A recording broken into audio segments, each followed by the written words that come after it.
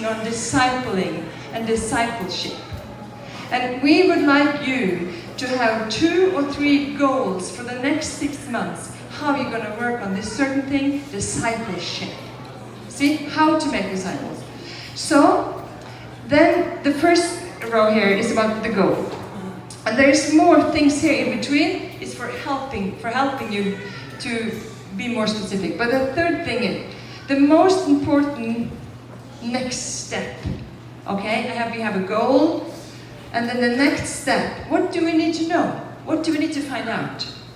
And who is responsible in the group? Who is responsible? If everybody is responsible, it's going to be difficult to achieve. See? So we have to have 1 person or 2 persons who are responsible for each goal. And then at the end, time frame. See, time frame. So, let's see now. We can have a goal for the children's work. How are we making disciples with the children's work? With the youth work? Like in the mission communities? Or be specific. It's important to be specific. Because then it's easier to measure if you have reached the goal within 6 months. Because this plan, we're going to take back next time we meet and evaluate and see how we have been doing. It's not a homework, because you are making your own plans in your own group. I'm not telling you what goals you're going to have, but you're making goals in your group that you think you can achieve, you think you can do.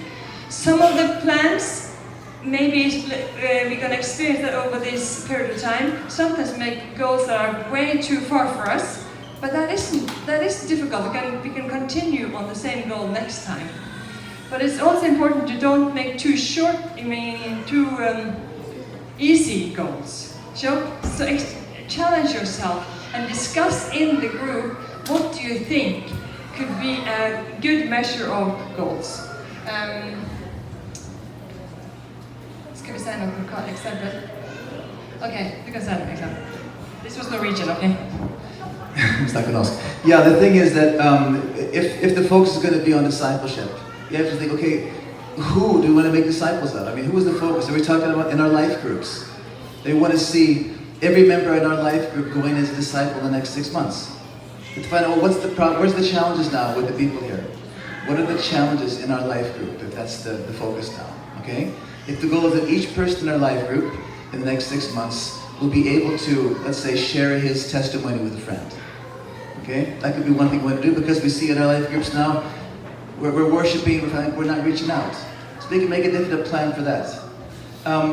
We can say in our church the next 6 months, we want to have a focus on discipleship. Okay? We can teach the square to all of our life group leaders. That might be a goal for the triangle.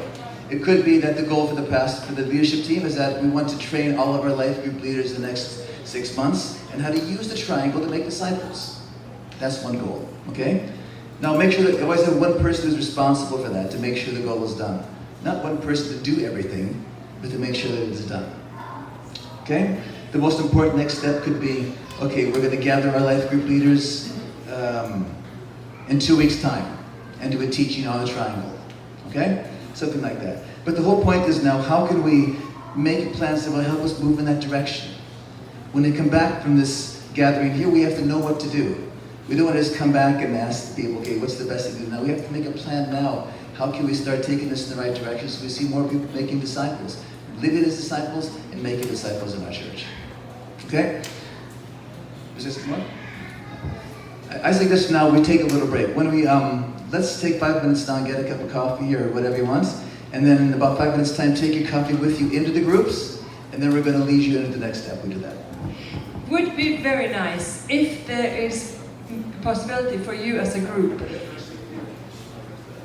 Yeah, that's right. But pray. Start with praying, because that's important to do. We're going to leave that. Oh yeah, Virgin. Okay, I'm sorry. Okay, break 5 minutes, and Virgin gonna.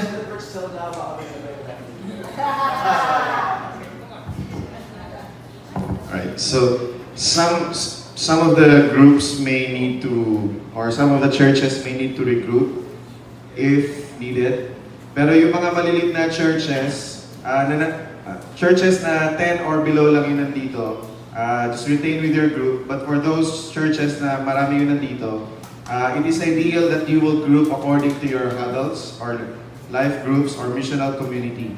I think sa Metro, they know how to do that already, ano yung mga groupings. So, for the rest, maybe you can retain if it's already ideal for your church, na ganun na. So, if there's a big group or church na marami, yung isang group could be the pastor and then his direct core leaders. Another group could be siguro yung SOD, and then another group is yung pro or whatever. Para yung mga plans na gagawin natin, naka-tailor na dun sa mga sectors natin and or life groups or missional communities. Alright? So if ever lang naman na kailangan mag-regroup, then we will regroup ngayon na, during the break. Okay? And then our snacks will be served, pero one representative lang ang kukuha doon ng snacks per group. Tapos magpe-pray.